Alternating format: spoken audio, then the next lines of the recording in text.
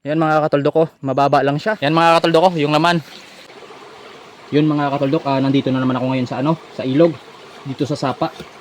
At naghahanap ako ngayon dito ng ng mauulam para sa tanghalian. So papunta pa lang ako dito may nadaanan kaagad akong labong. Ito. So sana ito'y madagdagan pa. At ito naman yung aking lagayan. Ito. Lagayan ko ito ng kung ano makikita ko dito sa sapa, kung ano makukuha kong pwedeng ulamin na isahog ko dito sa labong. So sa ngayon, itatali ko na muna itong aking labong na nakuha.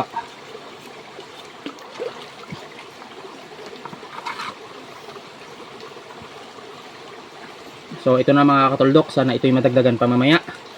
At ngayon magsisimula na akong maghanap ng pwedeng isahog dito. Tara! So ito mga katuldok yung aking lagayan. At sisimulan ko na itong lagyan kung meron akong makita, umahanap dito sa sapa na pwedeng ulamin. So sana makarami. Ayun.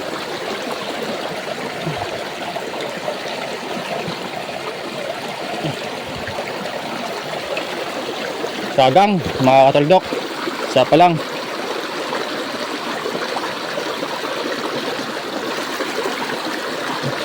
Isa pa lang laman.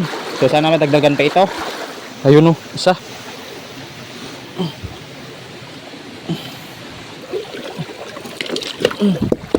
Na.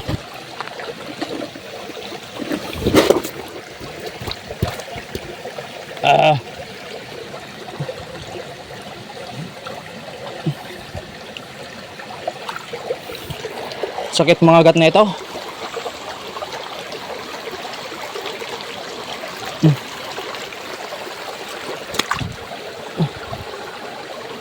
Yun. Hindi.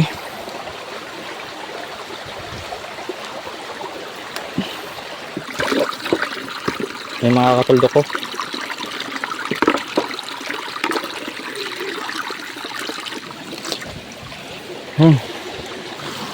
Yun, malaki-laki.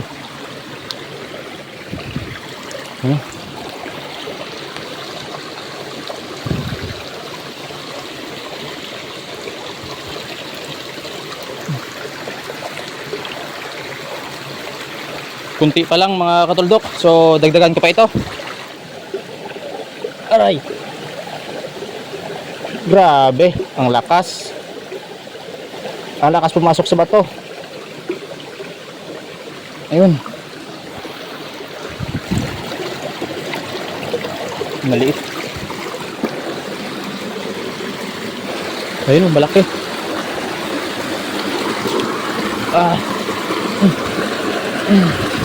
Yun, nakuha.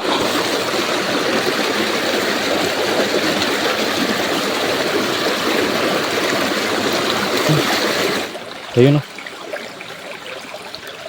Malaki-laki ito.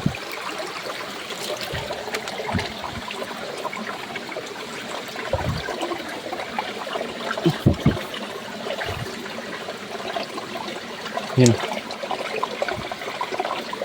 Yan. Kuha.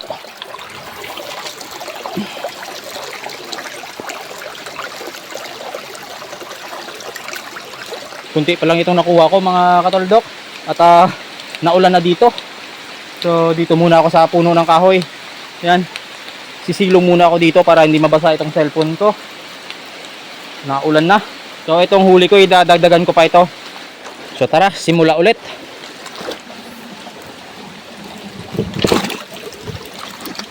Yun. Suso mga katuldok ko, masarap ito. Yun. No, suso.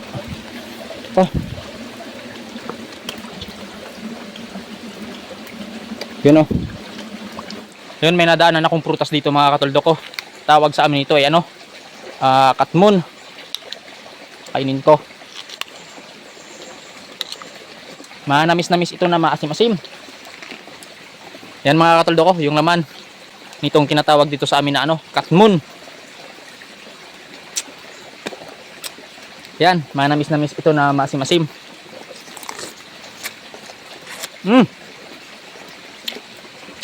Masarap ito sa ano, sa asin.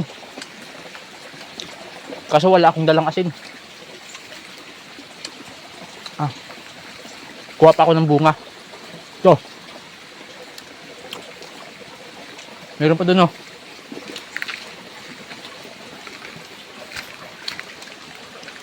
Ito pa. Ito pa. Sa taas madaming bunga kaso di ko na maabot. Ito pa. Ito pa. Yan mga katuldok ko. Ang dami. So sa ngayon mahaba-habang sapa pa ito. Yung aking lalakbayin. So tara magpatuloy tayo. Grabe siksik talaga sa bato ah.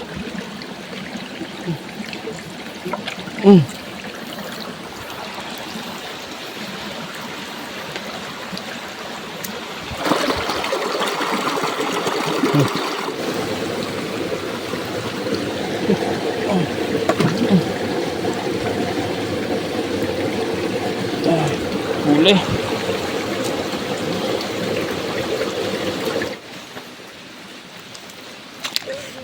Dalawa ito ah.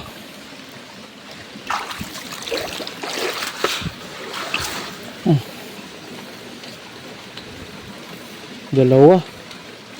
Hirap ulihin pag dalawa kasi nakakagat yung isa. Yun.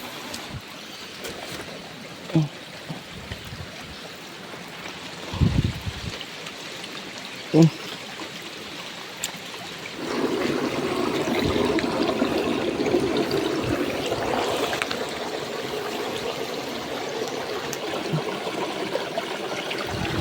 Yun, huli.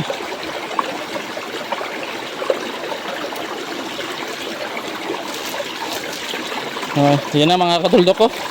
Dumadami na. So dito mga katuldok meron na namang kawayan. So sana may labong. O ayun meron. Ay medyo maliit pa itong isa. Medyo maliit pa ito. Pero ayun okay na yon. Ayan. Ayan pwede na yan. So sana sa kabila meron pa. Tingnan ko muna dito sa kabila kapag ka meron pa. Ayun maliit.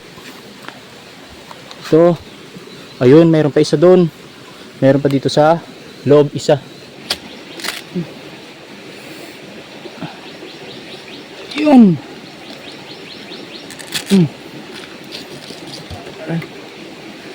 Buti na lang talaga. Mayroon pa ako nadaan ng gawayan. Kaya nadagdagan pa itong labong ko. So ito uukain ko ito kapag ito yung mahaba-haba na pwede na itong kunin. Pwede na ito.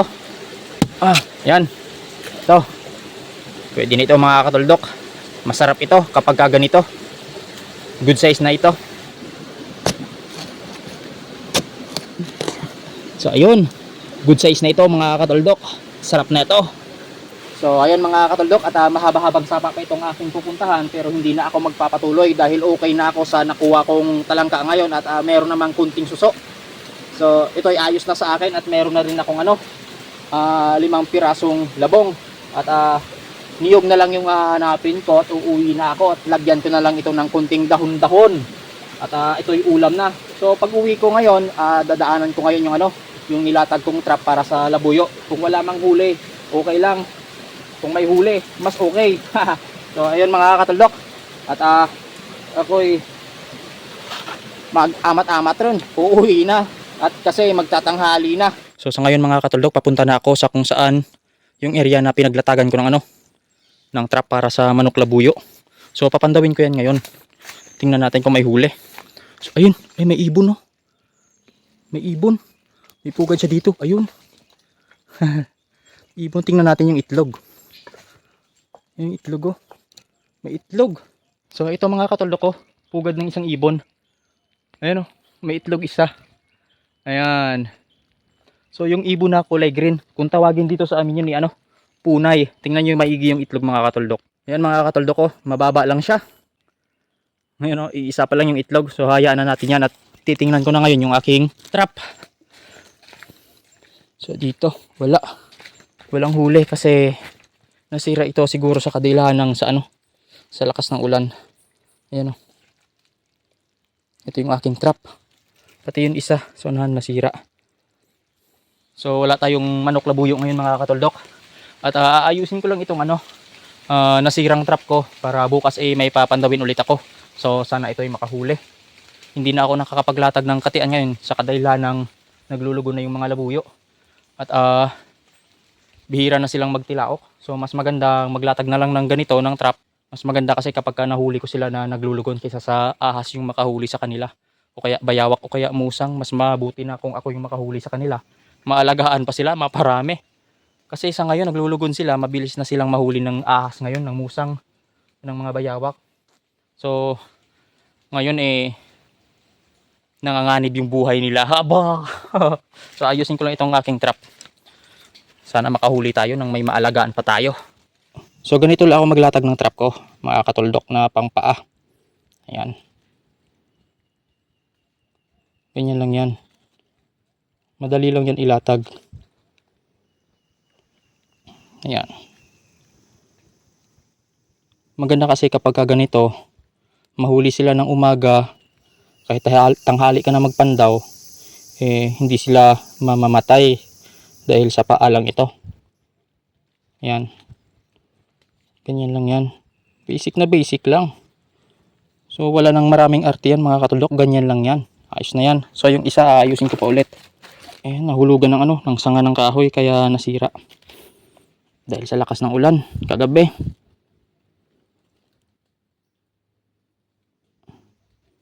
Kapag ito nadaanan ng labuyo sigurado huli yun. So ayan, ayos na mga katuldok. Pwede na akong umuwi nang makapagluto na ng ulam para sa tanghalian. So tara.